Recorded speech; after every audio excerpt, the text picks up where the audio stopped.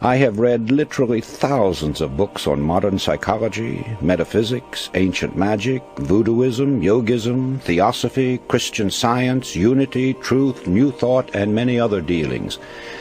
It's what I call mind stuff. Many of these books were nonsensical, others strange, and many very profound. Gradually, I discovered that there is a golden thread that runs through all the teachings and makes them work for those who sincerely accept and apply them. That thread can be named in a single word: belief. It is the same element or factor, belief, which causes people to be cured through mental healing, enables others to climb the ladder of success, and gets phenomenal results for all who accept it. Why belief is a miracle worker is something that cannot be satisfactorily explained, but have no doubt about it. There's genuine magic in believing. The magic of believing became a phrase around which my thoughts steadily revolved. I've tried to put down these thoughts as simply and as clearly as I could, so that everyone can understand. My hope is that anyone who listens will be helped in reaching their goal in life. So, you begin with desire if you ever hope to achieve anything or gain more than you have now. However, as we shall see, there is more to it than mere desire. It has been said that thought attracts that upon which it is directed. Thought attracts that upon which it is directed. It was Job who said, "For the thing which I greatly feared is come upon me." Our fearful thoughts are just as creative or just as magnetic in attracting troubles to us as are the constructive and positive ones in attracting positive results. So no matter what the character of the thought, it does create after its kind. When this sinks into a man's consciousness, he gets some inkling of the awe-inspiring power which is his to use. I cling to the theory that while thoughts do create and exercise control far beyond any limits yet known to man, they create only according to their pitch, intensity, emotional quality, depth of feeling, or vibratory plane. In other words, comparable to the wavelength and wattage of a radio station, thoughts have a creative or controlling force in the exact ratio of their constancy, intensity, and power. Let me try to clarify that. While many explanations have been offered, no one knows whether thought is a form of electrical energy or something else yet to be defined. But I have been an experimenter in that branch of electricity known as high frequency, pioneered by the great genius Nikola Tesla. And whenever I think of thought and its radiations and vibrations, I instinctively link them up with electricity and its phenomena. In this manner they become more understandable to me.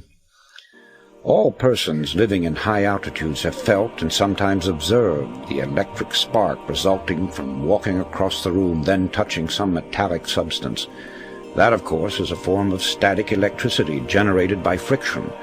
It gives you an idea of how one kind of electricity can be developed through the body. Sigmund Freud, the famous Austrian psychoanalyst, brought the world's attention to the hypothesis that there was a powerful force within us, an unilluminated part of the mind, separate from the conscious mind, constantly at work molding our thoughts, feelings, and actions. Others have called this division of our mental existence the soul.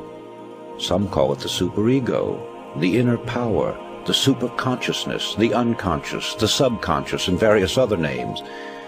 It isn't an organ or so-called physical matter such as we know the brain to be. Nevertheless, it is there, and from the beginning of recorded time, man has known that it exists. The ancients often referred to it as the spirit. Paracelsus called it the will. Others have called it the mind, an adjunct to the brain. Some have referred to it as conscience, the creator of the still, small voice within. Still others called it intelligence, and have asserted that it is a part of the supreme intelligence to which we are all linked. No matter what we call it, I prefer the word subconscious. It is recognized as the essence of life. and the limits of its powers are unknown. It never sleeps. It comes to our support in times of great trouble. It warns us of impending danger. Often it aids us in what seems impossible. It guides us in many ways, and when properly employed, performs so-called miracles. Perhaps the most effective method of bringing the subconscious into practical action is through the process of making mental pictures, using the imagination, perfecting an image of the thing or situation as you would have it exist in physical form. This is usually referred to as visualization. However, before this visualization can work, you must really believe. I refer now to deep-seated belief, a firm and positive conviction that goes through every fiber of your being. When you believe it heart and soul, as the saying goes, and call it a phase of emotion, a spiritual force, a type of electrical vibration, anything you please, but that's the force that brings outstanding results. It sets the law of attraction into operation and enables sustained thought to correlate with its object. This belief changes the tempo of the mind or thought frequency, and like a huge magnet, draws the subconscious forces into play, changing your whole aura and affecting everything about you, and often people and objects at great distances. It brings into your individual sphere of life results that are sometimes startling. After studying the various mystical religions and different teachings and systems of mind stuff, one is impressed with the fact that they all have the same basic modus operandi, and that is through repetition. The repeating of certain mantras, words, formulas, or just plain mumbo-jumbo is common with witch doctors, voodoo high priests, hexers, and many other followers of strange cults. They use them to evoke the spirits or work black magic. One finds the same principle at work in chants, incantations, litanies, daily lessons. Also the frequent praying of the Buddhists and Muslims alike, the affirmation of the Theosophists and the followers of unity, the absolute, truth, new thought, divine science. In fact, it is basic to all religions, although here it is white magic instead of black magic.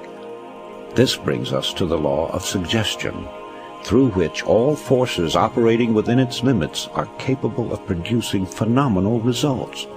That is, it is the power of suggestion and autosuggestion, your own to yourself, or heterosuggestion coming to you from outside sources, that starts the machinery into operation or causes the subconscious mind to begin its creative work. And right here is where the affirmations and repetitions play their part.